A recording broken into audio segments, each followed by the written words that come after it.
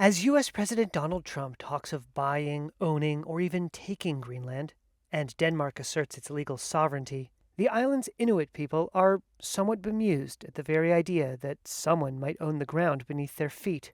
In Inuit understanding, owning land is something that is the wrong question. Rakel Christiansen is from a family of shamanic practitioners. The question should be who are responsible for the land. The land has been here before we ever came to be and will be after we disappear. So the way that Inuit sees it, that you cannot own something that you are part of. Kalerak Ringsted was born here in Kapisilit, a tiny settlement of wooden houses clinging to the shore of a fjord east of the capital, Nuuk. Now 74 years old, he serves in the church on a cliff that overlooks the village. Speaking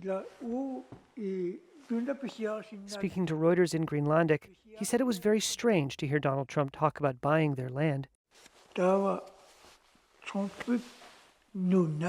He said since childhood he was used to the idea that one could not own land, only rent it. Does that actually give you control of land in Greenland? Does it give U.S. control ownership of land? Whatever we want. Greenland was thrust into the global spotlight last year when Trump revived his demand that the U.S. take control of the island, claiming national security needs. Trump has since backed away from threats the U.S. could take the island by force.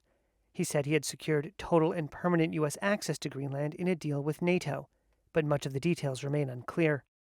Greenland's population is about 57,000, and nearly 90% are indigenous Inuit, who have inhabited the island continuously for around 1,000 years.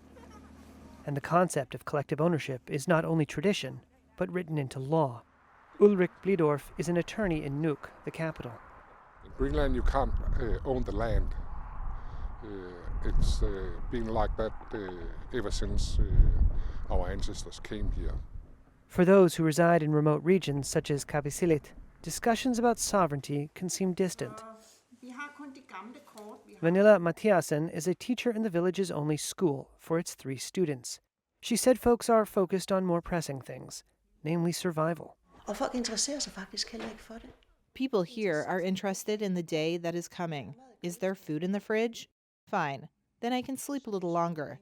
If there is no food, then I will go out and catch fish or go out and shoot a reindeer. But for others, the subject is linked with their sense of identity and history. Sarah Olsvig is the head of the Inuit Circumpolar Council.